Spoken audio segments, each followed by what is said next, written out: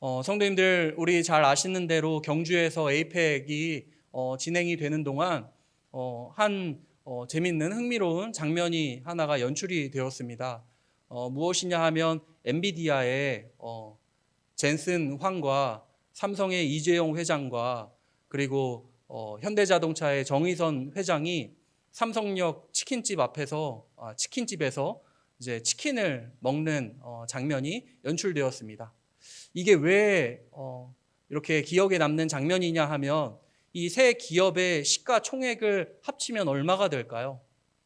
8,300조입니다. 8,300억이 아니라 8,300조입니다. 그러니까 세 사람이 같이 그 치킨을 뜯는데 그 회사의 그 가치와 그 시가총액을 생각해 보면 8,300조다라는 겁니다. 그러니까 대단한 장면이 연출이 되었던 거죠. 그러니까 그 다음 날에 어떤 일이 발생했을까요? 다 맞추시네요. 치킨집에 사람이 미어 터집니다. 치킨집은 아침에 안 열잖아요. 아침부터 사람들이 줄을 섭니다. 문 열기도 전에 줄을 서가지고 그 세 명이 앉았던 자리에 나도 한번 앉아보겠다고. 그래가지고 내가 기운을 받아가 라디오에 딱 그 인터뷰 내용이 나오는데요. 내가 그 자리에 앉아가지고 기운을 받아서 로또를 사겠다고. 그래서 몇 시간을 기다려서 그 자리에 겨우겨우 앉았다고 하는 이야기를 듣게 됐습니다. 성도님들, 이 장면이 그냥 뭐 그럴 수 있지, 뭐 재밌는 얘기다 이렇게 넘길 수 있겠지만 반대로 생각해 보면 우리가 얼마나 자본의 노예가 되어 있나, 자본에 얼마나 우리가 속박되어 있나, 자본에 얼마나 우리가 종이 되어 있는가라는 걸 우리가 볼 수 있는 장면이지 않나 싶습니다. 그러니까 우리가 얼마나 기운을 받겠다 하는 영적인 존재이고 우리에게 얼마나 구원이 필요한가를 다시금 생각하게 되었습니다. 오늘 본문 말씀을 보시면 이스라엘이 바벨론에, 그러니까 우리 역사책에서는 신바벨론이라는 제국인데요. 신바빌로니아라는 제국이죠. 그 위대한 제국, 엄청난 제국의 포로로 잡혀온 상황입니다. 그러니까 내 고향과 터전이 다 무너졌고요. 내가 가장 위대하다고 가장 소중하다고 생각한 성전도 다 회파가 되었습니다. 가족이랑도 뿔뿔이 흩어졌고요. 내 사랑하는 가족, 이웃, 그리고 친지들 살인을 당했고요. 나는 꼬챙이가 되어서 묶여서 머나먼 땅으로, 지금 이국 땅으로 말도 통하지 않는 곳에 포로로 잡혀와 있는 상황입니다. 성도님들 어떠시겠습니까? 그곳에서 우리의 마음이 어떨까요? 두려움뿐이겠죠. 어떡하지? 난 언제 사형에 처하게 될까? 난 얼마나 더 일을 해야 할까? 나는 언제 고향에 돌아갈 수 있을까? 고민과 염려뿐이고 두려움에 사로잡혀 있는 이스라엘 백성입니다. 바벨론은 고대 근동의 절대 강국입니다. 이스라엘을 무너뜨리고 성전을 불태웠고 포로를 비참하게 짓밟았습니다. 포로를 가장 손쉽게 다루는 방법이 뭐겠습니까? 규율과 규칙과 법이겠습니까? 아니면 폭력이겠습니까? 폭력으로 겁을 주면 포로들은 자연스럽게 말을 잘 듣게 되어 있습니다. 바벨론은 어떤 제국보다 그것을 잘 이용했던 제국입니다. 피를 흘리게 하고요, 잔인하게 학대하고요. 그러면 그 다음부터 포로들은 말을 잘 듣습니다. 그들은 자신의 왕을 가리켜 신의 아들이라고, 신이라고 이야기를 했습니다. 온 세상을 지배하려 했습니다. 바벨론의 신상들은 금과 은으로 빛이 났고요. 거리마다 제국의 승리를 자랑하는 부조들이 새겨져 있었습니다. 사람들은 그 앞에 머리를 숙였습니다. 이 제국을 누가 대적할 수 있겠냐? 이 제국을 누가 무너뜨릴 수 있겠냐? 모든 나라가 그렇게 생각을 하고 있었습니다. 반면에 이스라엘은 그 앞에 너무나 작아 보입니다. 볼품이 없습니다. 하나님이 함께 하신다는 약속은 먼 이야기처럼 신화처럼 느껴집니다. 시온의 언덕은 폐허가 되었고요. 다윗의 왕자는 사라졌습니다. 백성들은 매일같이 제국의 언어로 조롱을 들으면서 자신에게 묻고 있습니다. 우리는 누구인가? 하나님은 어디 계시는가? 그들의 신앙은 흔들렸습니다. 흔들릴 수밖에 없지 않습니까? 눈앞의 현실이 너무 막강했기 때문에 그렇습니다. 포로들은 새벽마다 바벨론 강가에서 눈물을 흘리면서 잃어버린 노래를 기억했습니다. 우리가 시온의 노래를 이방 땅에서 어떻게 부를 수 있겠느냐? 그렇게 그들은 하나님의 백성이라는 정체성을 잃어가고 있었습니다. 이때 하나님은 이사야 선지자를 통해 말씀하십니다. 너는 누구이기에 죽을 사람들을 두려워하고 있느냐? 너는 누구이기에 죽을 저 사람들을 두려워하고 있느냐? 질문을 하십니다. 하나님의 이 질문은 잊혀진 자기 정체성을 일깨우는 질문입니다. 너는 누구이기에? 이 말 속에는 너는 내 백성이 아니냐라는 언약의 메시지가 담겨져 있습니다. 하나님은 그들의 두려움을 다루기 전에 먼저 그들의 정체성을 일깨우십니다. 너는 누구냐? 이 질문은 그들의 영혼 깊은 곳에서 잊혀진 정체성을 다시 생각하게 합니다. 포로로 잡혀와 있지만 나는 포로가 아니라 하나님의 언약 안에 있는 백성이라는 사실, 그들의 현실 넘어 하나님은 그들의 존재를 잊지 않고 다시 일깨워주고 계십니다. 오늘 우리도 그때의 이스라엘과 같습니다. 세상의 거대한 구조 속에서 자본이 모든 것을 집어삼키는, 모든 것을 잠식시키는 이런 상황 속에서 바쁘고 빠르게 모든 것이 변해가는 이 세상 속에서 우리는 때때로 작아 보이고 우리의 신앙은 의미가 없어 보이고 하나님의 약속은 먼 것처럼 느껴질 때가 있습니다. 그러나 이때도 하나님은 우리에게 질문을 하십니다. 너는 누구이기에 두려워하느냐? 왜 두려워하느냐? 꾸짖으시려는 것이 아니라 두려움 속에서 잃어버린 정체성을 다시 일깨우시는 것입니다. 너는 누구냐? 너는 내 백성이지 않느냐? 하나님은 두려움에 빠진 이스라엘 백성에게 단도직입적으로 말씀하십니다. 나는 너희를 위로하는 자니라. 너는 누구이기에 죽을 사람을 두려워하며 풀같이 될 사람의 아들을 무서워하느냐? 이 말씀은 마치 하늘의 음성처럼 절망의 강가에 울려 퍼졌을 것입니다. 하나님의 첫 마디는 나는 너희를 위로하는 자다라는 겁니다. 여기서 위로하다라는 히브리어는 나함이라는 단어인데요. 단순히 말 한마디로 위로를 건네는 그런 위로를 뜻하지 않습니다. 회복되는 것, 다시 세워지는 것을 뜻합니다. 그러니까 하나님은 말뿐인 위로를 건네는 분이 아니라 회복시키시고 무너진 것을 다시 세우시는 분으로 지금 이스라엘 백성에게 자기 자신을 소개하고 계신다라는 겁니다. 나는 위로하는 자다라는 선언은 나는 다시 너를 일으키는 자다라는 구원의 약속이기도 합니다. 그 다음 이어지는 말이 질문입니다. 너는 누구이기에?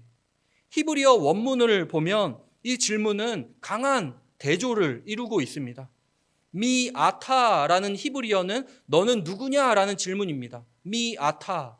그리고 하나님께서는 아니 후 나는 여호와다라고 얘기를 하십니다. 미아타 아니 후라고 얘기하십니다. 그러니까 세 글자가 서로 대조를 이루고 너는 누구냐라는 물음과 나는 여호와다라는 말이 대꾸를 이루고 있습니다. 인간의 연약함과 하나님의 영원하심이, 하나님의 그 영원한 이름이, 칭호가 대비를 이루고 있는 겁니다. 하나님은 너 자신을 잊은 자여 너는 누구냐? 나 여호와와 상관 있는 자가 아니냐라고 이야기를 하십니다. 바벨론은 강했고요. 현실은 혹독했습니다. 하지만 하나님은 이렇게 말씀하십니다. 그들은 죽을 사람들일 뿐이다. 그들은 죽음뿐인 존재들이다 라고 얘기하십니다. 바벨론의 왕, 그 화려한 군대, 그 찬란한 문화와 부는 모두 사라질 것이고 그들은 풀과 같고 아침 안개와 같다라고 말씀을 하십니다. 반면에 여호와 하나님은 영원한 창조주시라는 사실, 이 대조 속에서 하나님은 두려움의 실체를 폭로하고 계시는 겁니다. 두려움은 실제보다 과장된 그림자다라고 이야기를 하시는 겁니다. 당시 고대 근동 제국들은 두려움을 통치의 도구로 사용했습니다. 제국의 왕은 자신을 신의 대리자로 선포했고 피지배민들을 그 앞에 무릎 꿇도록 강요했습니다. 두려움이야말로 제국이 유지되는 연료였습니다. 하지만 하나님은 바로 그 두려움의 구조를 깨뜨리십니다. 그는 죽을 사람이다. 이 한마디는 당시 제국의 신화이죠. 왕은 신이다라는 이념을 정면으로 부정하는 신학적인 선언입니다. 저들이 아무리 자기들이 신이라고, 우리의 왕은 신이라고 아무리 외쳐도 저들은 죽을 존재다 라고 하나님은 밝히시는 겁니다. 이스라엘이 포로의 신분에 갇혀 자신을 보잘것없는 것으로 여기고 하나님은 그때 말씀하십니다. 너는 포로가 아니다. 너는 나의 백성이다. 너는 나의 언약으로 세워진 존재다. 두려움은 언제나 망각에서 시작이 됩니다. 하나님을 잊으면요, 세상이 커 보이고요. 하나님을 생각하지 않으면요, 문제와 상황이 더 커 보이고요. 하나님을 보지 못하면 사람의 시선과 평가가 커지고 두려움이 증폭됩니다. 하지만 하나님을 기억하면, 하나님을 바라보면 두려움은 제자리를 찾습니다. 하나님을 잊을 때 우리는 사람을 두려워하지만 하나님을 기억할 때 우리는 사랑과 확신 안에서 담대할 수 있습니다. 이 질문은 오늘 우리에게도 그대로 들립니다. 너는 누구이기에 세상의 압박을, 문제를, 사람의 시선을, 앞으로에 대한 염려를 그토록 두려워하느냐? 하나님은 우리를 부르십니다. 나는 너를 위로하는 자다. 너는 나의 백성이다. 너는 내 손바닥에 새겨진 존재다. 하나님은 두려움 속에 무너진 신앙의 자리를 다시 세우고 나는 누구인가? 라는 물음에 나는 영원하신 창조주 하나님의 사람이다 라고 대답하도록 우리를 일으키십니다. 하나님은 백성의 상황을 부정하지는 않으십니다. 포로의 현실은 냉혹합니다. 하지만 하나님은 그 현실보다 큰 존재로 자기 자신을 드러내십니다. 나는 하늘을 펴고 땅의 기초를 정한 자다라고 본문에서 말씀을 하고 계시죠. 두려움의 근거를 지워버리시는 겁니다. 바벨론이 아무리 강력해도요, 그 힘은 창조주가 허락한 한계 안에 있다라는 겁니다. 결국 하나님의 질문은 이렇게 요약됩니다. 너는 누구냐? 그리고 나는 누구냐? 이 두 질문이 교차할 때 우리의 신앙이 회복됩니다. 두려움을 이기는 힘은 우리의 용기나 우리의 지혜나 우리의 어떠함이 아니라 하나님이 누구신지를 기억하는 믿음에서 나옵니다. 나는 작을지라도 하나님은 크시고, 나는 부족할지라도 하나님은 무한하시고, 나는 피조물일지라도 하나님은 창조주시고, 나는 시간과 공간 속에 제한될지라도 하나님은 초월주이시고, 나는 오늘 하루도 온전히 감당할 수도 내일과 미래를 책임질 수도 없어도 하나님은 다 가능하시니 나는 하나님 안에서 온전해지고 오직 하나님만 바라봅니다 하는 고백인 거죠. 하나님은 두려워 떠는 이스라엘에게 나는 너의 여호와 하나님이다 라고 밝히십니다. 정체성의 회복을 촉구하시는 겁니다. 내가 너의 하나님이다 라는 말은 관계적인 선언입니다. 너는 내 것이다 라는 선언이죠. 포로지에서 이스라엘은 자신들이 버림받았다고 여겼습니다. 그러나 하나님은 나는 여호와 너의 하나님이다 라고 말씀을 하십니다. 이 표현은 출애굽기 20장에서 하나님이 시내산에서 이스라엘 백성에게 그 율법을 주실 때, 십계명을 주실 때 하나님은 동일하게 이와 같은 얘기를 하십니다. 나는 너를 애굽 땅 종되었던 집에서 인도하여 낸 내 하나님 여호와니라. 이 선언을 그대로 동일하게 반복하는 내용이 되겠습니다.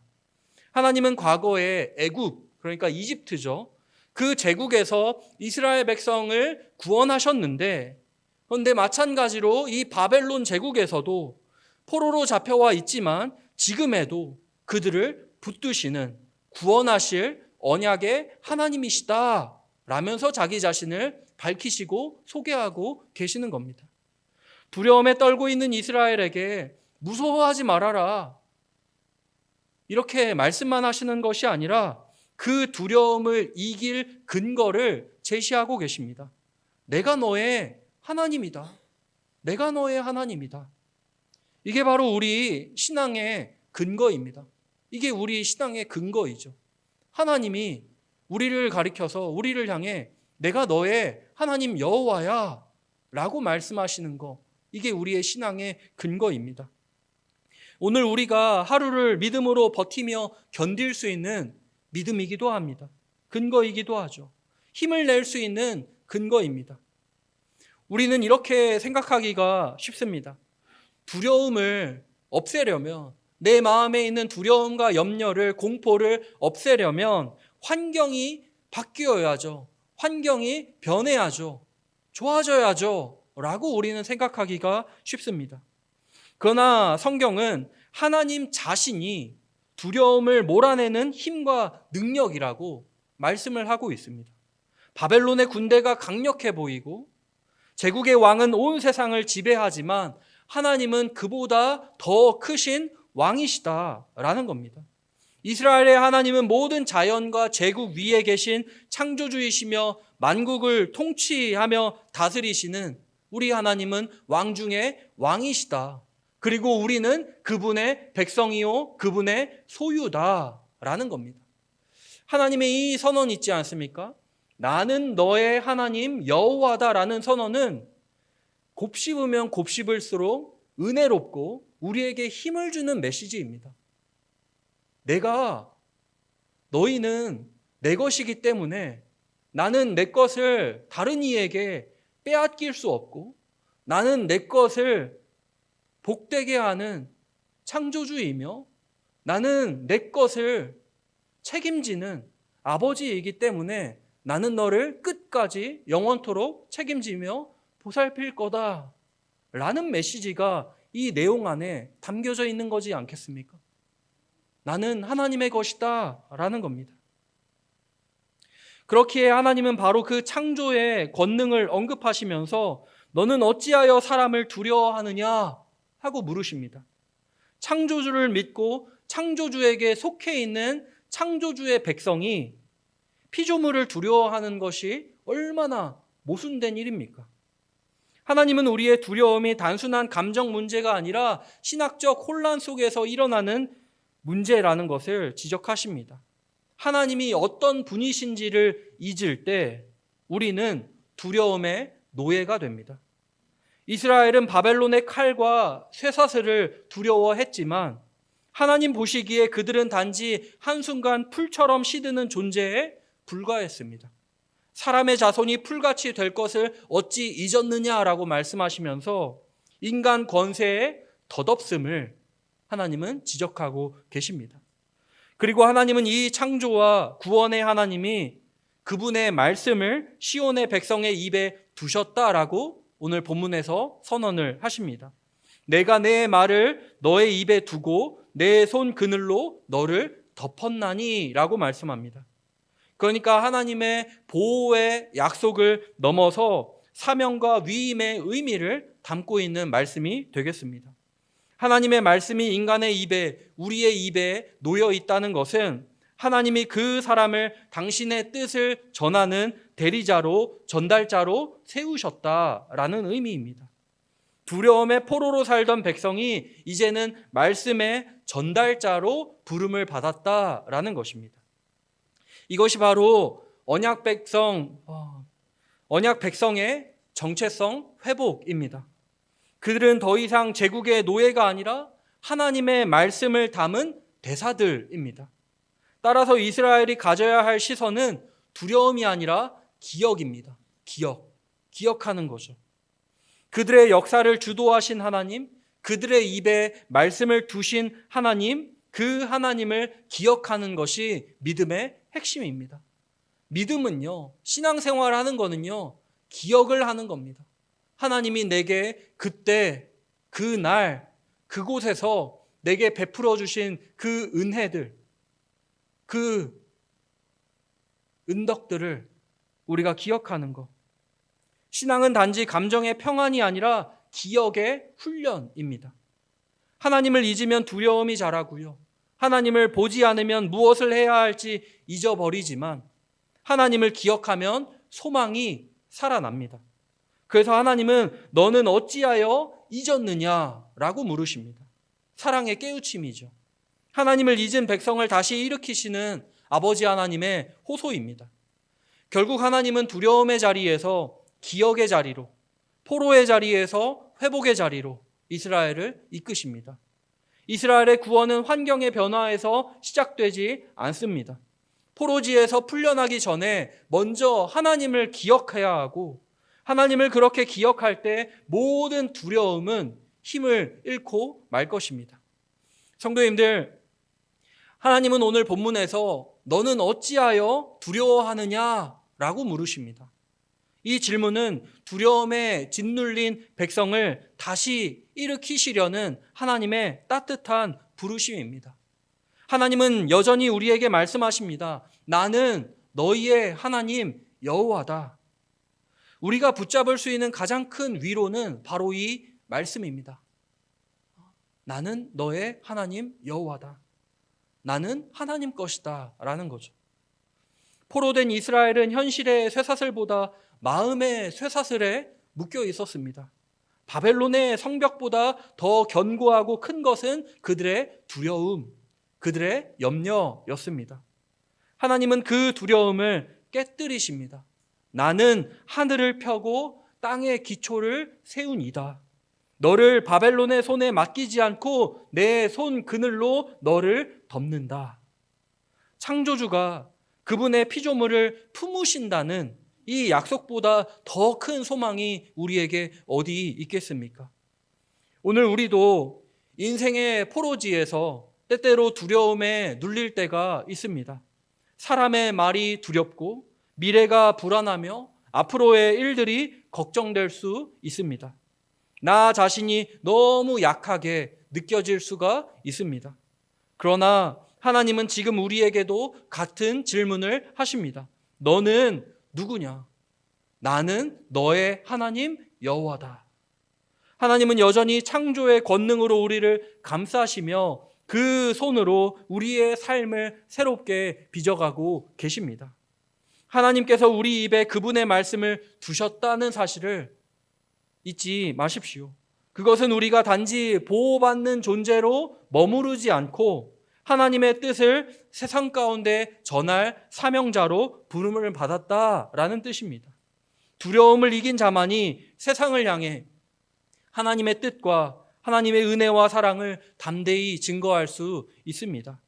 그러므로 우리의 언어는 포로의 언어가 아니라 겁쟁이나 실패자의 언어가 아니라 믿음의 언어로 우리는 살아가야 합니다. 너는 어찌하여 두려워하느냐? 이 질문은 초대이기도 합니다. 하나님의 위대하심을 다시 바라보라는 초대입니다. 잊혀진 언약을 다시 붙들라는 초대입니다. 우리가 다시 하나님을 기억할 때 하나님은 우리의 두려움을 평안으로 바꾸시고 무너진 심령 위에 평안을 허락하실 것입니다. 그러므로 오늘 그 하나님 앞에 우리가 같이 이렇게 고백을 하면 좋겠습니다. 주님, 제가 두려워하는 것들이 참 많이 있습니다. 그러나 이제 주님을 기억하겠습니다.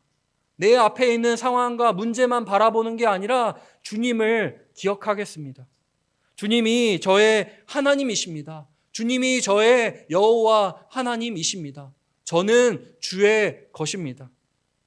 하나님의 평강이 우리 모든 성도님들의 영혼을 가득 채우기를 간절히 소원하며 축복합니다. 기도하겠습니다.